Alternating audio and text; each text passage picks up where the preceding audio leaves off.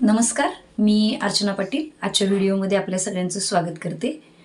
आपण जे काही समुदाय आधारित संस्था आहेत तर त्या संस्थांचे ऑडिट किंवा लेखापरीक्षण या संदर्भातली व्हिडिओची शृंखला बघत आहोत।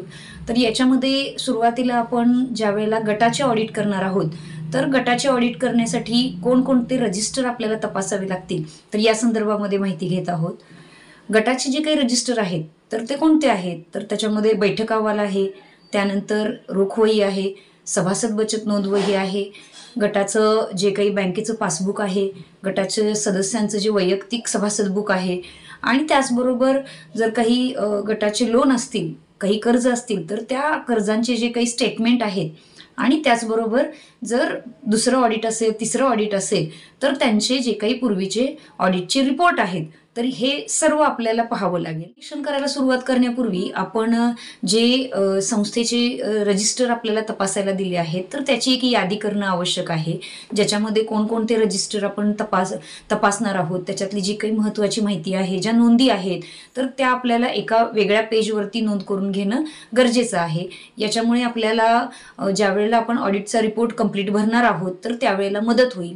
त्याचबरोबर जेव्हा पुढच्या वर्षी किंवा ज्यावेळेला पुढचं ऑडिट करायला संस्थेमध्ये आपण जाणार तर या जुन्या नोंदींचा आपल्याला उपयोग होणार। गटाचे ऑडिट करताना आपल्याला बैठक अहवाल तपासावा लागेल, त्याचबरोबर रोख वही तपासावी लागेल, त्यानंतर सभासद बचत नोंद वही तपासावी लागेल, सभासदांचे वैयक्तिक पासबुक देखील क्रॉस चेक करण्यासाठी तपासावे लागतील। त्याचबरोबर काही लोनचे रेकॉर्ड असतील तर तेही तपासावे लागतील। आता बैठक अहवाल जो आहे तर बैठक अहवालमध्ये आपण काय तपासणार तर बैठक अहवालमध्ये आपण सुरुवातीपासून ते शेवटपर्यंत म्हणजे आर्थिक व्यवहाराबरोबरच सामाजिक व्यवहार देखील त्यांच्यामध्ये काय झालेले आहेत तर हेही आपल्याला तपासावं लागेल। तर याच्यामध्ये आपण बैठकीची वारंवारता कशी आहे, म्हणजे आठवडी बैठक आहे का, पंधरवड्याची बैठक आहे की महिन्याची बैठक आहे तर याच्या संदर्भात माहिती घेणार आहोत। त्यानंतर जे काही बैठक होते तर ती निश्चित ठरलेल्या वेळेमध्ये, ठरलेल्या ठिकाणी, ठरलेल्या दिवशी होते की नाही हेही आपल्याला तपासावं लागेल।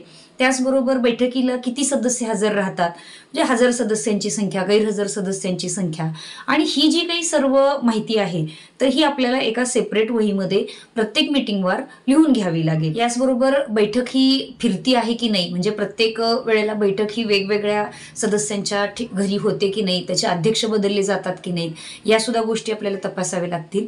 त्याचबरोबर बैठकीची सुरुवात जी प्रार्थनेने होते का, त्याच्यानंतर जे काही परिचय वगैरे करून द्यायचा आहे तर तो करून दिला जातो की नाही, त्यानंतर सदस्यांची हजेरी घेतली जाते की नाही, त्याचबरोबर जो काही मागील बैठकीचा अहवाल आहे तर तो वाचून दाखवला जातो आणि हे जे काही कृती केली जाते तर ती लिखाणामध्ये आलेली आहे की नाही ही तपासावी लागेल।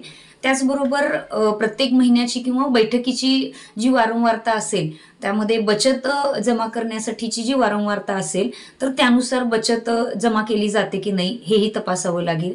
आपण ज्या कालावधीचं ऑडिट करणार आहोत तर त्या कालावधीमध्ये त्या गटातील सर्व सदस्यांची किती रुपये बचत जमा झालेली आहे आणि ती वेळेवरती जमा होते की नाही तर हे तपासावं लागेल। त्याची नोंद जी काही असेल तर ती आपल्याला कच्च्या वहीमध्ये घ्यावी लागेल।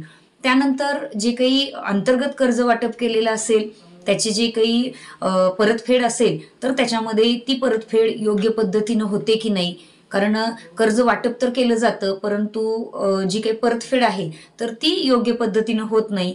त्या काही वेळेला फक्त व्याज दिलं जातं, काही वेळेला फक्त मुद्दल दिली जाते। तर या गोष्टी ज्या आहेत तर ते गटाच्या आरोग्यासाठी त्या थोड्या धोकादायक आहेत। त्याच्यामध्ये कशा पद्धतीने त्यांची परतफेड आहे ते सुद्धा आपल्याला नोंद करून घ्यावं लागेल। त्याचबरोबर जी काही कर्ज प्रकरणांची मागणी असते तर त्याची नोंद केली जाते का, कर्ज प्रकरण मग ते बँकेचं असू दे किंवा अंतर्गत असू दे, त्याच्यामध्ये त्यांना हप्ते ठरवून दिलेले आहेत का, त्याचं व्याजदर किती दिलेला आहे, कर्ज कशासाठी दिलेलं आहे, कर्ज किती रुपये मंजूर झालेलं आहे, मागणी किती होती, या सर्व बारीक बारीक गोष्टींची आपल्याला तपासणी करावी लागेल, त्याचं निरीक्षण करावं लागेल आणि त्याच्यामध्ये काही त्रुटी असेल तर ती आपल्याला वेगळ्या पानावरती नमूद करून घ्यावी लागेल। त्यानंतर जर काही बँकेचं कर्ज किंवा CIFचं कर्ज असेल तर त्याच्या संदर्भातली देखील परतफेड किंवा मागणी, त्याचे जे काही हप्ते आहेत, शिल्लक राहिलेली रक्कम आहे तर त्याच्या संदर्भातल्या नोंदी देखील करणं आवश्यक आहे, त्या केलेल्या आहेत की नाहीत हेही तपासावं लागेल। त्यानंतर प्रत्येक महिन्याचा जो काही जमा आणि खर्च आहे तर तो विहित नमुन्यामध्ये लिहिलेला आहे का, तो जमा आणि खर्च दोन्ही बाजू जुळलेले आहेत का, तर याच्या संदर्भामध्ये आपल्याला जमा खर्च हा रकाना जो आहे तर तो तपासावा लागेल. हे आर्थिक व्यवहार पूर्ण झाल्यानंतर, आर्थिक व्यवहाराचं सर्व निरीक्षण केल्यानंतर आपल्याला जे सामाजिक व्यवहार आहेत, म्हणजे आपली जी सामाजिक सूत्र आहेत, तर त्याच्या संदर्भात गटामध्ये कशा पद्धतीनं काम होत आहे हे देखील पाहावं लागेल.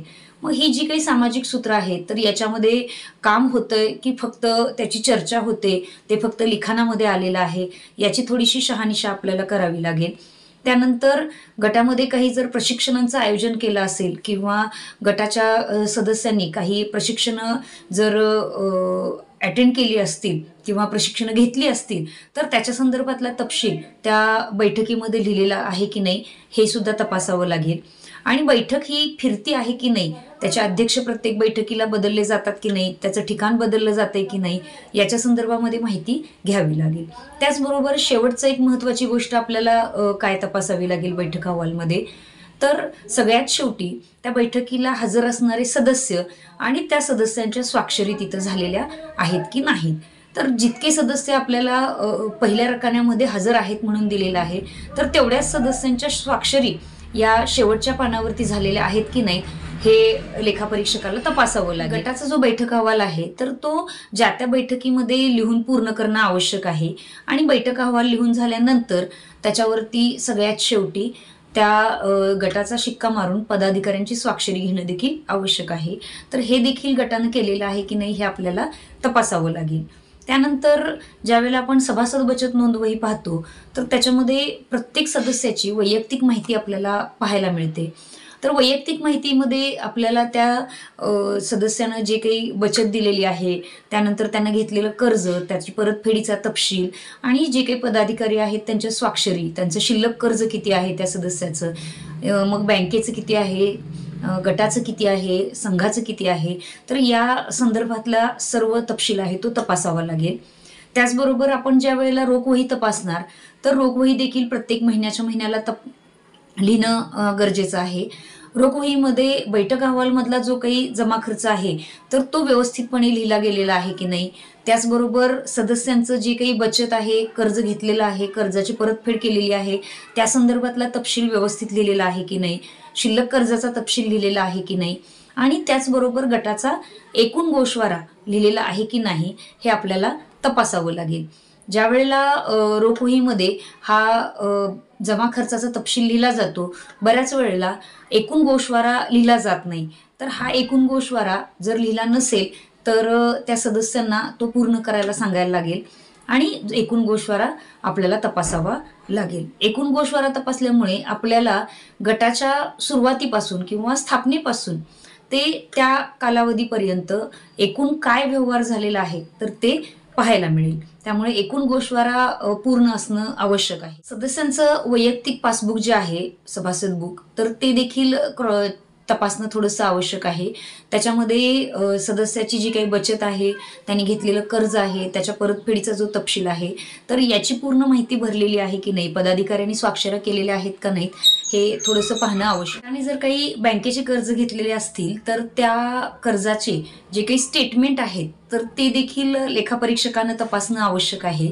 या स्टेटमेंटच्या आधारावरती गटाची बँकेच्या कर्जाची परतफेड किती झालेली आहे, त्याचं व्याज किती गेलेलं आहे तर याची माहिती आपल्याला मिळेल.